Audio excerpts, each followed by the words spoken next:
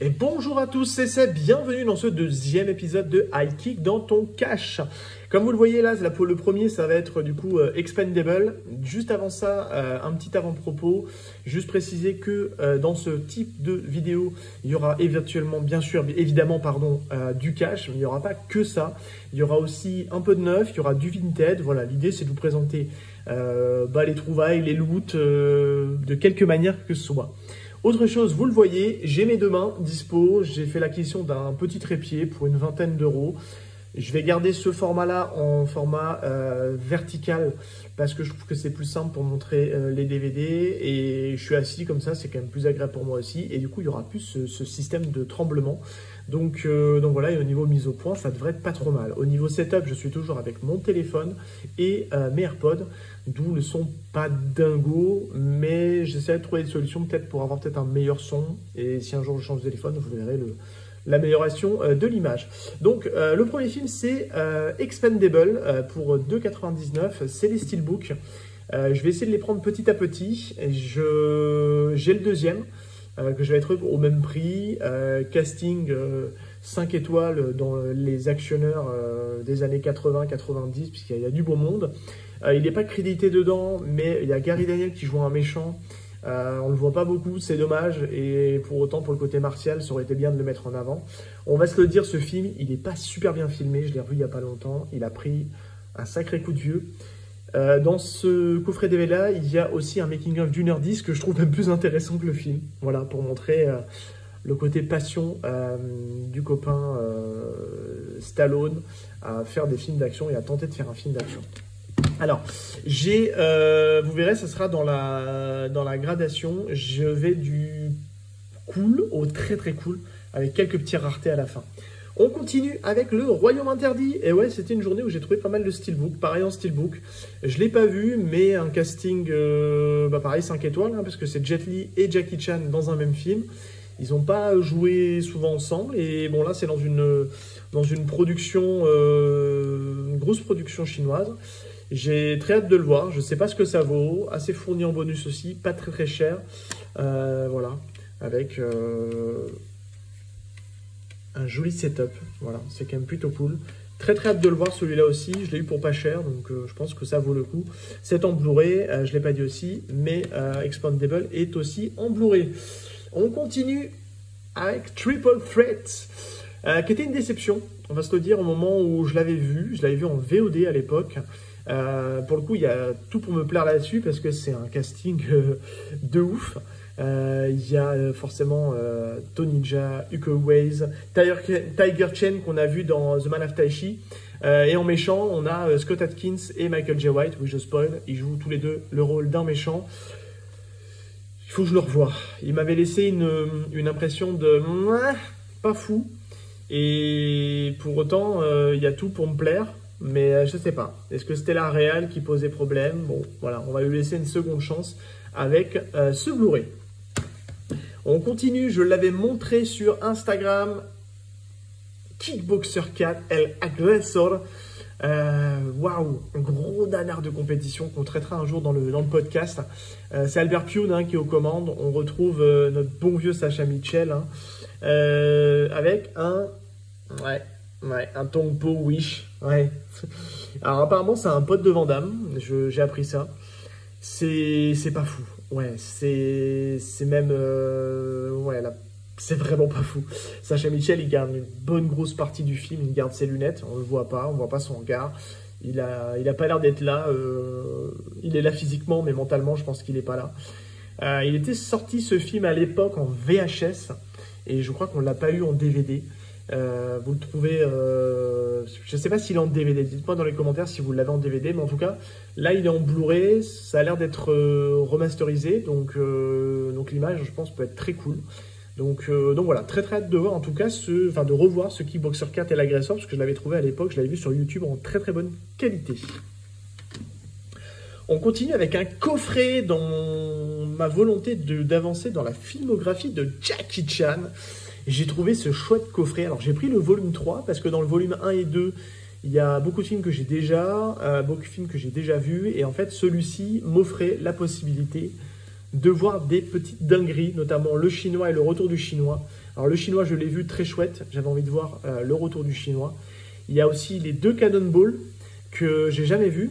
Et surtout, il y a Dragon Forever, ouais, avec le trio Yuen Biao, Sammo Hung et Jackie Chan. Et il y a surtout celui-là, Soif de justice, ou Wilson's Mills, pour ceux qui sont plutôt des aficionados des titres VO. Et c'était une de mes possibilités les plus faciles de voir ces films-là à pas trop cher, parce que le coffret m'a coûté une 30aine d'euros. On retrouve aussi Dragon Lord et First Mission, mais j'étais déjà dans un autre format. J'étais dans le format à l'italienne, je sais pas comment les dire, format un peu panoramique. Je vais vous montrer ce que le prochain film est dans ce format-là. Et il y a les 2 flics de Hong Kong, qui sont apparemment pas trop des films de baston, plus des polars. J'ai hâte de les voir en tout cas. Donc ouais, très cool. 10 films de Jackie Chan en DVD, franchement, ça va être top de pouvoir revoir ces classiques-là. Et j'ai très hâte de voir Dragon Forever et Soif de justice. On continue avec une petite pépite, Shanghai Express. Je le voyais très peu sur Vinted et les peu que je voyais, ils étaient vendus à des prix complètement délirants. C'est un film de Sammo Hung. C'est un film qui se passe, on a l'impression, un peu à l'époque, un peu Far West, un peu. Et dedans, il y a Cynthia Rothrock. Donc, ouais, j'ai très hâte de le voir. Et c'est ces 2 films-là, je vous disais tout à l'heure, donc les films First Mission et Dragon Lord que j'ai dans ce format-là. Vous voyez, alors je sais pas si... Moi, j'ai toujours dit que c'était un format italien, mais on m'a repris en me disant que ça s'appelait pas un format italien. Donc, c'est pas un steelbook non plus, a priori. Donc, je sais pas quel nom on peut donner à ces DVD-là. Donc bref, ce qui est plutôt cool, c'est que vous le voyez ici, si la mise au point veut bien fonctionner, il y a les 2 versions du film. Il y a une version courte pour le marché occidental, et vous avez la version longue, intégrale sous-titrée, qui était plutôt dédiée au marché hongkongais. Voilà, donc j'ai très hâte de voir ce film avec Sammo Hung et Cynthia Rothrock. Alors là, pareil, voilà, Nicky Larson, ouais, j'ai envie de le voir celui-là. Pareil, on le voit assez peu sur internet, il est vendu globalement une dizaine d'euros, j'ai payé le même prix neuf en fait. Les 3 DVD que j'ai montré, ils sont sous blister parce que je les ai commandés sur Cultura. Il reste un peu de stock chez Cultura pour ces films-là. Et cette version de Nicky Larson, j'ai très envie de la voir. Bon, ça a l'air pas du tout fidèle, mais il y a aussi Gary Daniel dedans, qui a un rôle, qui joue apparemment Ken Master. Et j'ai très envie de voir ça. Voilà, ça a l'air complètement fou. Mais je me dis, Nicky Larson avec Jackie Chan, j'ai envie de le voir parce que j'ai jamais vu. Et puis, je prépare une émission dans mon podcast manga sur City Hunter, et ça sera l'occasion aussi de parler des adaptations. Alors, pour ceux qui nous suivent sur Instagram, vous l'avez déjà vu, mais je leur montre ici. C'est donc le 3e coffret comprenant Dr. Wong en Amérique et Dr. Wong et les pirates. Je vous l'ouvre et je vous le montre, puisque dedans, forcément, on retrouve les 2 DVD. Donc, on a Dr. Wong et les pirates, qui est le dernier film avec Fu Manchu, qui avait pris la relève dans le 4e film, puisque là, on a donc le 5 et le 6 de Il était une fois en Chine. Celui-ci, donc, il est réalisé par Tsui Hark. Et on a le dernier, où Jet Li revient, et donc c'est Sammo Hung qui est à la réalisation. Donc, ce qui est vachement bien dans ces films-là, c'est qu'à chaque fois, vous avez toujours un paquet d'infos, et c'est toujours des DVD extrêmement bien fournis. C'est chouette, avec des beaux visuels. Je vous remontre aussi le Wong en Amérique. Voilà, pareil. C'est vraiment de toute beauté. Je ne les ai pas encore vus ceux-là au moment où je fais cette vidéo. J'ai très hâte de les voir. Alors, j'aurais dû vous montrer celui-là d'abord, mais j'ai aussi topé le 2e coffret, donc qui était une fois en Chine, avec le tournoi du lion et la danse du dragon. Donc le tournoi du lion marque